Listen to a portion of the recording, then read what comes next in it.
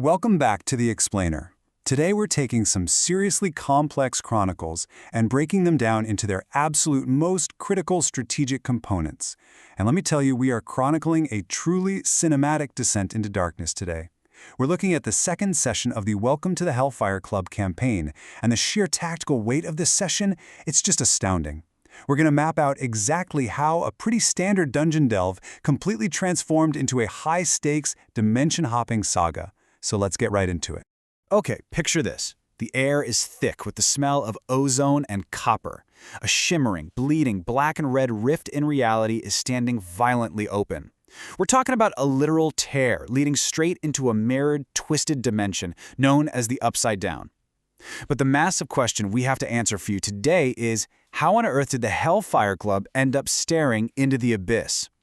To really understand this climactic cliffhanger, we actually have to rewind the clock a bit and look at the calculated and frankly sometimes reckless steps that brought them right to this very threshold. First up, let's quickly reintroduce the Fellowship making this descent. We've got Sir Pete Nutt, the incredibly resilient halfling paladin. There's Captain Clutch, the dwarf cleric who's really the voice of divine reason here. We have Ashton, the human wizard and seeker of truth. And of course, Zainabab, the precise and totally silent elf rogue. Now, they've just barely survived the harrowing trials of the Den of Itzy and left behind all those spider-choked corners of the upper levels. At this point, their path is shifted from just wandering around to a resolute, focused march toward the altar of the Yinogu, plunging straight into the dungeon's cold, industrial marrow. If we look at their tactical evolution over the course of basically 2 hours of intense, high-stakes maneuvering, it's like a giant puzzle coming together. At minute 0, they're leaving the spider's lair, right? They're shifting gears from frantic survival to calculated preservation. By minute 45, they hit an industrial sector, the Forge of Gibbletrax. Then, around minute 90, the dread really ratchets up as they navigate the Labyrinth of Doom. And finally, at minute 120, they make the incredibly fateful choice to leap right into the Upside Down. Let's break down exactly what went down at each of these crucial milestones. Starting off with our first major milestone, the Threshold, and reclaiming the Flame Tongue. So, a single action fundamentally altered the party's entire momentum. The absolute silence of that crystal spider's chamber was shattered when the party made the incredibly bold decision to reclaim the Flame Tongue. This is a sacred blade of living embers literally entombed within a spider statue. Now you might be wondering, what's the so what here? Well, reclaiming this elemental relic changed their whole tactical spirit. They weren't just lost intruders fumbling around in the dark anymore. They suddenly became bearers of the dungeon's own primeval fire. It gave them the lethal potency and providence they so desperately needed for the terrors waiting below. A real game changer. Which brings us to Act 1, Faith in Fire, Diplomacy at the Forge of Gibbletrax. All right, so with the embers of the Flame Tongue actually lighting their way, the party follows the scent of soot and blood. They step into the Forge of Gibbletrax and stumble right into a brutal, multi-faction conflict. You've got goblin smiths, who are devotees of Gibbletrax, a forgotten god of the Forge, locked in this desperate struggle against scavenging null interlopers. Honestly, it looks like a guaranteed bloodbath. But then, Captain Clutch steps up. He doesn't even draw his mace. Instead, he unleashes what can only be described as the Sermon of Warology. He looks dead at the goblins and says, "I see you're interested in fighting. Instead of fighting each other, why not learn more about fighting?" Guys, it was an absolute diplomatic masterclass. Captain Clutch's high-stakes persuasion totally convinced the goblins that the party were divine instruments of the Forge itself. The strategic payoff here is massive. By averting a three-way slaughter and securing the goblins as active allies, the gnolls were quickly eliminated. But even better, the grateful goblins granted the party a secret boon.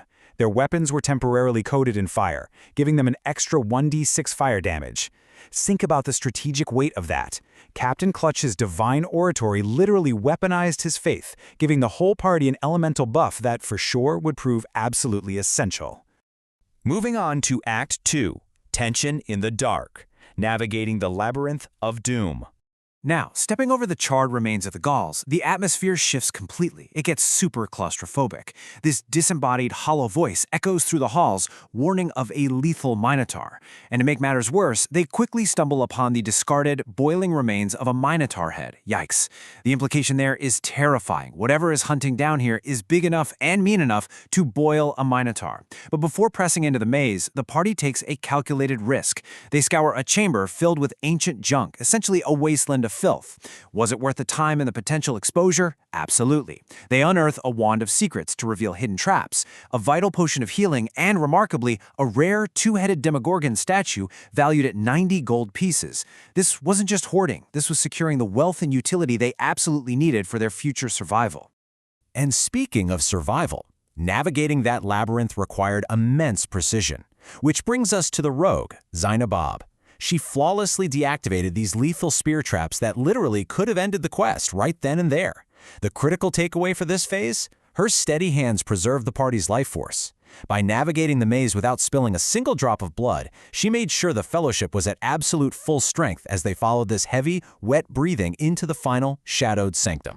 And that leads us directly into Act 3, the Shadow Prince, the abyssal boss fight. The session reaches a total fever pitch here as they confront a horrific two-headed monstrosity of the abyss. We're talking about a spawn of the Demogorgon itself. The battle just erupts into this terrifying display of eldritch power. Sir Peatnut, in a display of reckless, aggressive bravery, positions himself right on the front line. The creature blinds him, grapples him, and begins tearing at his resolve. Plunged into suffocating darkness, Peatnut screams out, "I'll take you down with me, and I will attack you." So the absolutely crucial point here is how this near-fatal error was managed. Peatnut actually failed his first death saving throw. His life was literally flickering on the edge of the void. But his stand allowed the rest of the party to execute their roles flawlessly. Captain Clutch channeled desperate prayers, his healing light pulling Peatnut back from the brink. Ashton, utilizing her keen intellect, unleashed a relentless barrage of arcane missiles to apply heavy pressure. All the while, Zainab struck lethally from the shadows. This immense, synchronized teamwork battered the wounded prince so heavily that it was forced to break engagement and run. Now this clash creates a massive dichotomy. In one breath, the party's actions have stabilized the dungeon's industrial sector. The Forge of Gibbletrax is now a rare bastion of safety, right? The ghouls are dead and the goblins are acting as allies. But in the next breath, the cost of their battle is revealed. Battered and bloodied, the fleeing Demogorgon spawn actually tore open a compromised, mirrored dimension, creating severe planar instability. The dungeon is bleeding into something much, much darker. Which brings us right back to our opening hook. The creature tore that shimmering black and red rift in reality, and instead of taking their hard-won victory and resting in the newly safe forge, the party chose to pursue it. No way, right? They leapt straight into the rift. Their tactical victory has completely tethered them to the Upside Down, a twisted plane where the fundamental laws of reality are entirely upended. And that leaves us with this final, gripping strategic question. Do the adventurers actually possess the fortitude to survive a world where the very shadows seek to consume them? They are leaving behind the industrial metal of the dungeon for a realm of dark reflections where light is but a memory. It is a terrifying, thrilling cliffhanger, and I, for one, absolutely cannot wait to unpack their next moves. Thank you so much for joining me for this explainer, and keep your eyes peeled for our next analysis of the Hellfire Club's incredible journey.